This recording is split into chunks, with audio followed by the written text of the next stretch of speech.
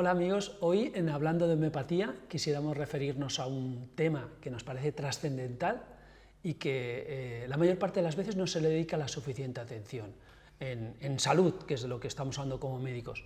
Guillermo, tú, el tema de la comunicación, ¿cómo te interesó? ¿Cómo te empezaste a interesar por este asunto? Fíjate, hablando de esto, ¿no? Nosotros tenemos la sensación de que cada vez que hablamos nos estamos comunicando y a veces hablamos mucho y comunicamos poco. A mí una cosa que me dijo una vez una paciente que me tocó mucho y que me hizo mucho reflexionar sobre este tema de la comunicación y el valor que tiene, me dijo un día, estábamos acabando ya la consulta, nos despedíamos y me dice, doctor, ¿usted sabe por qué tiene muchos pacientes? Y le dije, pues cuéntame, ¿por qué te parece que tengo muchos pacientes? Me dice, porque usted da mucha tranquilidad. Fíjate, no me habló de algo que tuviera que ver con mi capacitación médica, con todos los cursos. Era algo que tenía que ver con mi capacidad de conectar. Es que en realidad, en todas las encuestas y en todo lo que se hace, los pacientes lo que más valoran en las visitas médicas, aparte porque suponen ya la sabiduría del médico, es la relación que establecen con el médico. Y el médico también lo que más valora la mayor parte de veces es que tenga una buena relación porque está tratando a una persona. Y desgraciadamente muchas veces, no por responsabilidad del médico, sino por el sistema, se encuentra a veces tratando pulmones, hígados y demás, ¿no? Claro. Que no es el objetivo con el que había estudiado. Claro, y pasa eso, ¿no? Lo que tú decías, ¿no? O lo que decía, ¿no? Que a veces creemos que por el mero hecho de hablar estamos comunicando, ¿no? Y en realidad hablar es una cosa y llegar y conectar con el otro es otra. Y comunicar es algo que hay gente que tiene la capacidad innata de comunicar, es buen comunicador. Le sale así, ves que hay gente que enseguida, pam, pam, pam, claro, que conecta y tal y cual. Tiene las habilidades ya. Lo que sea, sí, pero ocurre que comunicar, como todo en la vida, se puede aprender. Se puede aprender, y eso es lo que me parece también muy importante en un ámbito como es la relación médico-paciente, en que sabemos que hay más, alrededor, según los estudios, entre un 30 y un 70% de incumplimiento terapéutico. O sea que las prescripciones que damos como médicos, los pacientes, por lo que sea, claro, no las cumplen. Y entonces es básico poder conectar con ese paciente para que siga las prescripciones que... No has llegado a él lo suficiente.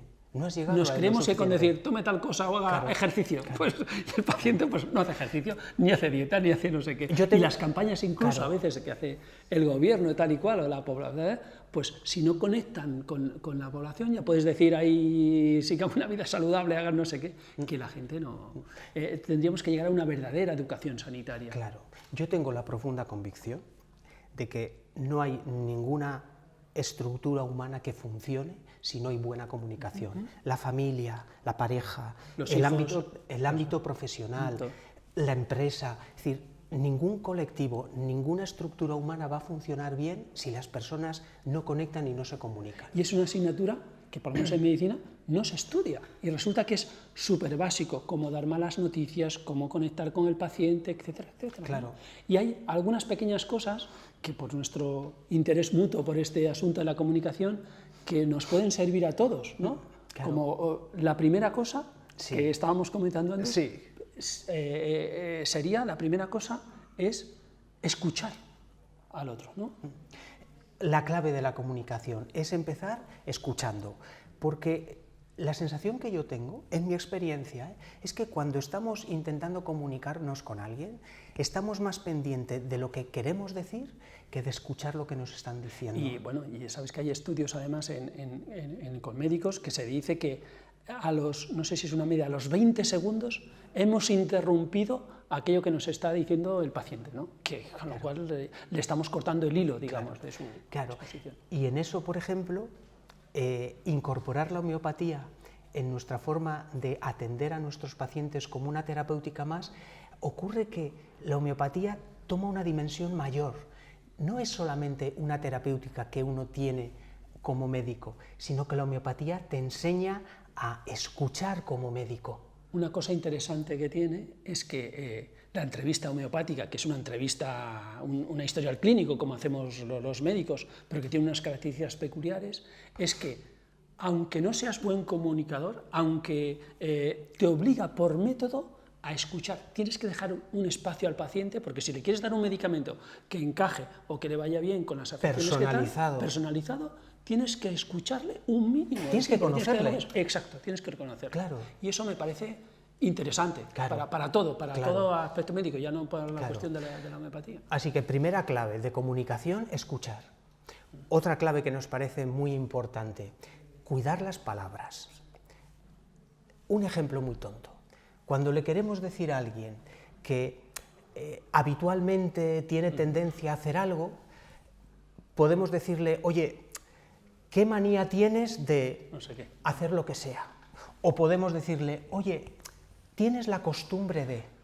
Es diferente. Le estamos diciendo lo mismo, pero no vas a recibir de la misma manera cuando te dicen que tienes la manía de o que tienes la costumbre, porque la palabra manía tiene una carga muy diferente a la palabra costumbre. Incluso en medicina está muy estudiado que según qué diagnósticos que hacemos, según qué palabras utilizamos a los pacientes, tiene un significado muy diferente.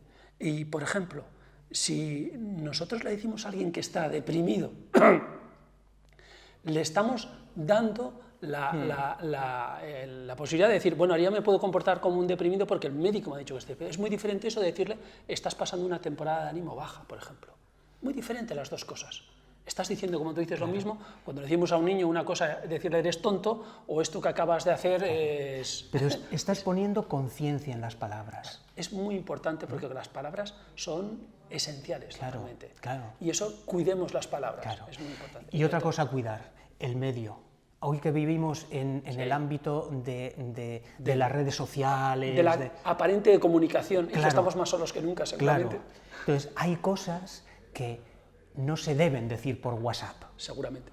Hay cosas que hay que decirlas... Gente que ha cortado una relación por WhatsApp. Claro. Bueno, no sé, o que hay... Es más fácil seguro, pero ahí se están perdiendo cosas muy importantes. Entonces, cuando vamos a intentar decir algo, parémonos un poco a pensar a través de qué medio queremos hacerlo. El WhatsApp, el correo electrónico, tiene una cosa que es esencial en la comunicación y que ahí se pierde, que es el lenguaje no verbal. Claro. No tenemos la posibilidad, por eso se inventan los emoticones, no tenemos la posibilidad de darle contexto y connotación a las palabras. Y aun siendo el mismo contenido, pues estamos faltos y carentes de darle ese contexto que le da el profundo significado. El lenguaje no verbal es el esencial para todo tipo de comunicación, también para la comunicación médica. Claro. Y en homeopatía, ¿cómo estamos? ¿Qué se está comunicando, ¿no? Es otra cosa que sí que nos inquieta y nos gustaría mucho trasladar, ¿no? ¿Cómo se está comunicando la realidad de la homeopatía, ¿no? La sensación que yo tengo es que se está hablando mucho o están hablando mucho personas que saben muy poco.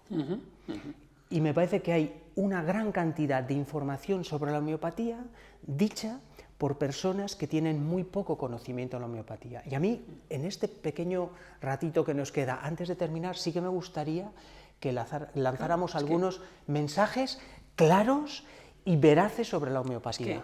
Puedes opinar y puedes estar de acuerdo en según qué aspectos, y es legítimo, y además a nosotros nos gusta discutir de todo lo que sea. Pero es que hay cosas que a veces se dicen y es que son incontrovertibles. Los medicamentos homeopáticos son medicamentos. Llámale que si no sé qué, el registro que ahora se está registrando, pero en toda Europa son medicamentos y lo van a seguir siendo, y la contestación que ha hecho la Comisión Europea es que su intención es que sigan siendo medicamentos. Y por eso se venden en farmacias. Es una dispensación exclusiva en farmacias. Eso es una incontrovertible. La Organización Médica de la Salud, la OMS, que es la máxima autoridad sanitaria, recomienda a los países miembros que integren las medicinas tradicionales y complementarias, entre ellas la homeopatía.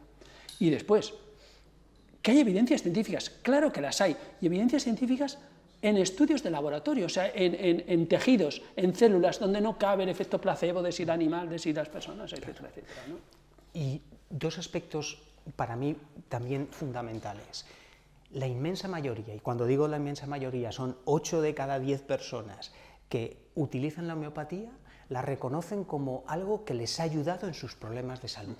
Los médicos que usamos la homeopatía, tú y yo somos profesores de homeopatía desde hace mucho tiempo. Mi experiencia personal, no conozco a ningún médico, y digo a ningún médico, que haya incorporado la homeopatía y que no la reconozca como una terapéutica que le ayuda con sus pacientes. Incluso ahora que está muy de actualidad, el síndrome del médico quemado, compañeros como por ejemplo el libro de Enrique, que es fantástico, y otros compañeros, es que es difícil que un médico homeópata, yo no he conocido todavía a alguien que se haya quemado por su actividad.